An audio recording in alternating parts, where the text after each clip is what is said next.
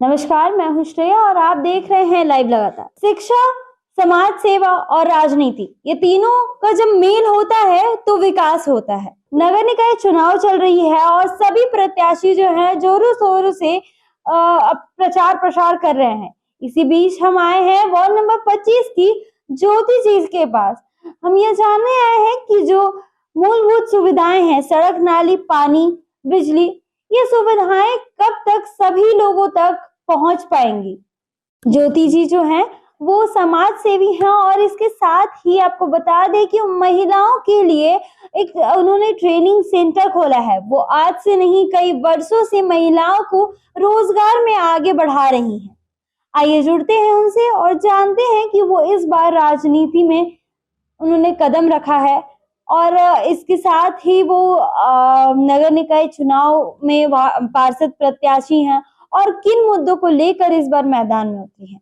नमस्कार ज्योति जी, स्वागत है हमारे चैनल में। नमस्कार। लाइव लगातार को मेरे यहाँ आने के लिए धन्यवाद देती हूँ सबसे पहले, और जितने भी इस चैनल को देखने वाले मेरे भाई बहन होंगे उनको भी मैं देखने के लिए धन्यवाद देती हूँ। अच्छा ज्योति जी बताइए, आप समाज सेवी हैं, समाज सेवी से राजनीति तक का सफर तय आप क्यों कर रही हैं? मैं समाज सेवी हूँ और 1984 से ही हम समाज सेवा करते आ रहे हैं।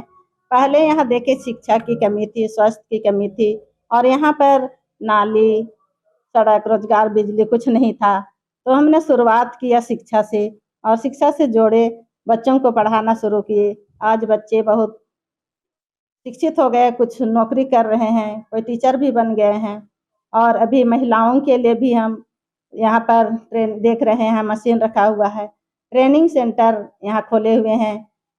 खुद ने हम लोग एक एनजीओ से जुड़े हैं, कुछ सेवा संगठन से जुड़े हैं। महिलाओं का संगठन बनाया जाता है, उनका दुख दर्द, उनका अधिकार, हक अधिकार के बारे में बताया जाता है कि सरकारी योजना आता है तो लोग नहीं जानते हैं, उन तक नहीं पहुँचता है। उनको दिलाने के लिए हम लोग बताते हैं, जैसे किसी का राशन कार्ड, वृद्धा पेंशन, विधवा पेंशन, विकलांग पैसा, इन सब के बारे में बतलाते हैं। और वे लोग इस क्षेत्र के, पूरे क्षेत्र के लोग अभी हमको पूरे जानने लगे हैं कि एक समाज सेवी है। तो वे लोग खुद ही आते हैं कि दीदी हमको राशन कार्ड बनाना है, हमको पेंशन कार्ड बनाना है, हमको पेन कार्ड बनाना है, इस तरह का। और यहाँ हम तो मतलब जितना कार्ड सरकार द्वारा है, ration card, PAN card, job card, Ayushman card, इस सबका मतलब काम के माध्यम से आदमी को कहीं जाना नहीं पड़ा। आयुष्मान कार्ड यहीं, और आयुष्मान कार्ड से भी खुद मैं इसे लाभ ले चुकी। जिस समय मेरा पथरी था तो आयुष्मान कार्ड से ही मेरा उससे इलाज हुआ और दूसरों को भी बताई। जब सरकार निकाला है बीमा योजना तो आप लोग भी उससे लाभ लीजिए, और दूसरा बहुत कोई भी इसका लाभ ले चुका और ले रहा है। इस तरह से सरकारी योजना के बारे में हम बताते रहते हैं लोगों को, और लोग हमको बहुत तरह से जानते हैं। इसलिए अपना जो भी कमी रहता है, जो भी कुछ बनाना रहता है, तो सबसे पहले पूछने आते हैं कि दीदी राशन कार्ड के लिए कहाँ जाएं, पेंशन के लिए कहाँ जाएं, आयुष्मान कार्ड के लिए कहाँ जाएं। तो सबसे पहले तो हम बोले कि राशन कार्ड बनेगा तभी आयुष्मान कार्ड आपका बनेगा। इसी तरह से जब हम महिलाओं का संगठन किए तो उनका सोचे कि मतलब रोजगार के लिए सब कहीं करेंगे। तो यहाँ पर तरह तरह के योजना दिए जाते हैं, प्रशिक्षण दिए जाते हैं, जिससे वे प्रशिक्षण लेने के बाद खुद ही अपने पैरों पर खड़ा हो रही। कोई सिलाई का लिया तो सिलाई कर रही है, पेपर बैग का हुआ तो पेपर बैग का, जूट का हुआ तो जूट बैग का। और अभी भी हम लोग एनजीओ के थ्रू से वहाँ लगा हुआ बोर्ड साथ जी, तो उसके माध्यम से अभी और कुछ हम लोग महिलाओं के लिए ट्रेनिंग देने जा रहे हैं।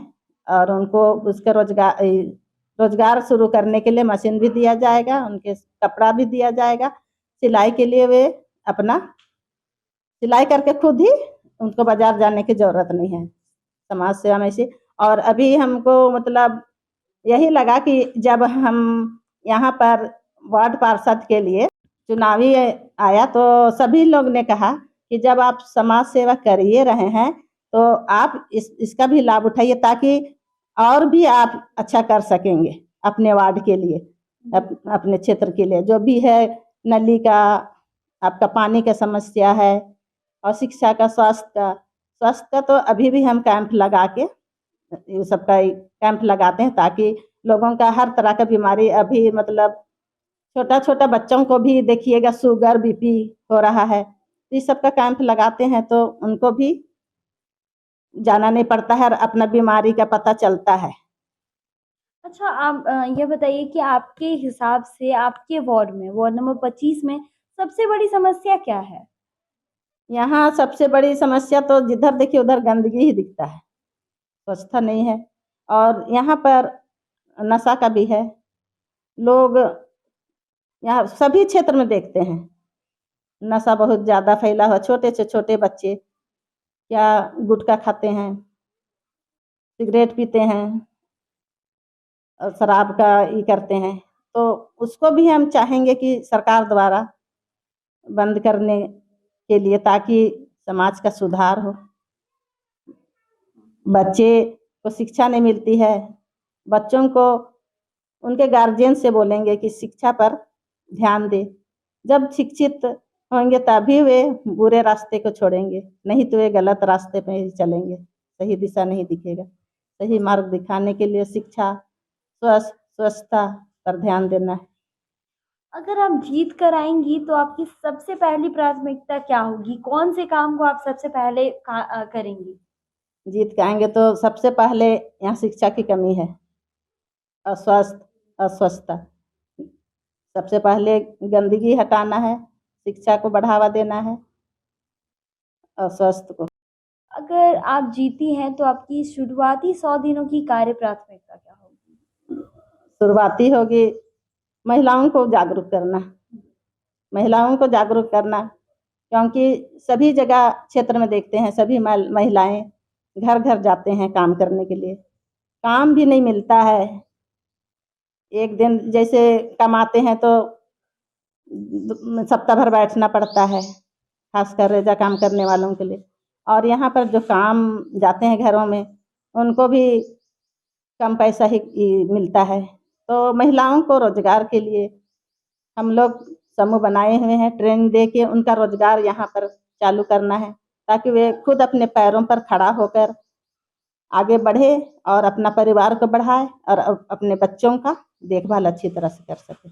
महिलाओं की रोजगार की तो आपने सोच ली, महिलाओं की सुरक्षा के बारे में आपने सोचा कि उनकी सुरक्षा को लेकर आप क्या करेंगे अगर आप जीतती हैं? महिलाओं की सुरक्षा के लिए सोचे, जैसे आने जाने के लिए दिक्कत होता है, एक जैसे रास्ता में लाइट नहीं रहता है, वे लोग काम करके आते हैं तो लाइट लगवाना जरूरी है, ताकि वे डरे नहीं और अच्छा से आ सके।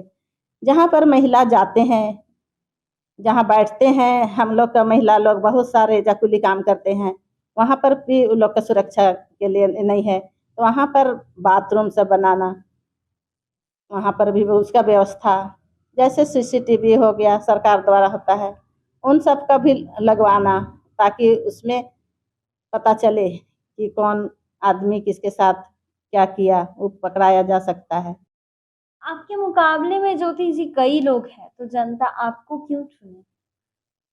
मेरे मुकाबले में बहुत बहुत कोई हैं, और खासकर मैं यहाँ के मूलवासी हूँ, यहाँ के बेटी हूँ, यहाँ की बहन हूँ, यहाँ की माँ हूँ, सभी को आज तक हमको सम्मानित कर रहे हैं, और सभी को मेरा पर भरोसा है।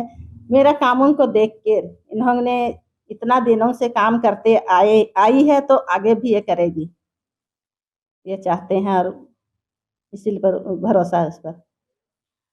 अगर आप जीतेंगी तो आप नगर निगम की पार्षद के रूप में पद ग्रहण करेंगी, तो आप अपने काम में पारदर्शिता कैसे लाएंगी?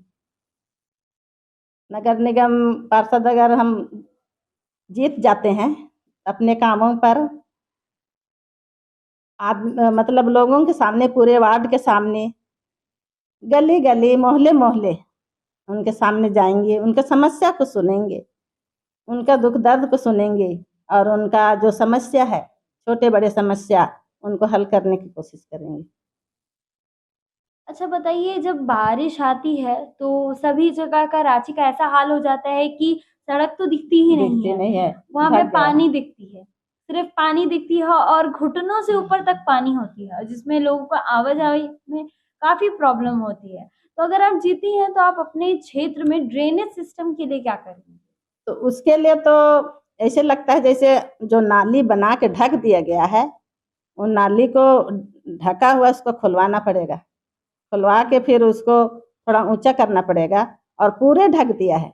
जहाँ से कि पानी का बहाव जाता है उसको बंद नहीं करना चाहिए। जहाँ पानी के बहाव के लिए उसको खोल देना होगा, जिधर बहाव जाता है नाली तो अच्छी तरह से पानी जाए ताकि वो रोड में ना जमा हो, आदमी का आने जाने की सुविधा हो। ऐसा नहीं लगता कि नाली ये तो है और बड़ी नालियाँ भी हैं, लेकिन फिर भी रांची का वही हाल है, क्योंकि नालियाँ शायद साफ नहीं होती हैं इसकी वजह से। सभी को ये वहाँ ही नाली में ही फेंक देता है, जितना कचरा होता है। लोग देना नहीं चाहते हैं कि जो कचरे वाले आए उसमें डाले। सभी को अपना स्वार्थी है, तुरंत घर का कचरा निकाला तो झाड़ू करके नाली में डाल दिया, घर का कचरा निकला तो नाली में डाल दिया। अगर लोग ऐसा ना करें तो नाली जाम नहीं होगा। और ये प्लास्टिक जो है उसे भी मुक्त पाना चाहे तो प्लास्टिक अगर हट जाए तो उससे भी जाम नहीं होगा, उसी से जाम होता है। इसके प्लास्टिक के जगह में पेपर का ही बैग। मैं लोगों से अपील करूंगी कि मुझे वोट दे और मेरा क्रम संख्या है 5 और मेरा चिन्ह है साइकिल पंप छाप। और मैं कहूँगी वादा नहीं काम करूँगी, एक विकास की ओर रहेगा। तो सुना आपने, यह थी ज्योति मुंडा जी, जो समाज सेवी हैं और लोगों का यहाँ पे जितने भी लोग हैं उनसे मदद मांगते हैं किसी भी कामों के लिए, और इसके साथ ही महिलाओं को रोजगार की ओर एक कदम बढ़ाने पर हेल्प करती हैं कि वो महिलाएं जो रोजगार से पीछे हटती हैं उनको एक मौका देती हैं कि वो रोजगार में आगे बढ़ सके, अपने घर का ख्याल रख सके। और इनका मानना है कि अगर ये पार्षद बनकर आएंगी तो अपने एरिया की महिलाओं के लिए और शिक्षा में ये काम करेंगी। अब देखना यह है कि वार्ड 25 की जनता इस बार किसे चुनती है, यह तो 27 तारीख को ही पता चलेगा। ऐसी ही खबरों के लिए बने रहे लाइव लगातार के वीडियो को लाइक करें, सब्सक्राइब करें और बेल आइकन को दबाना न भूलें।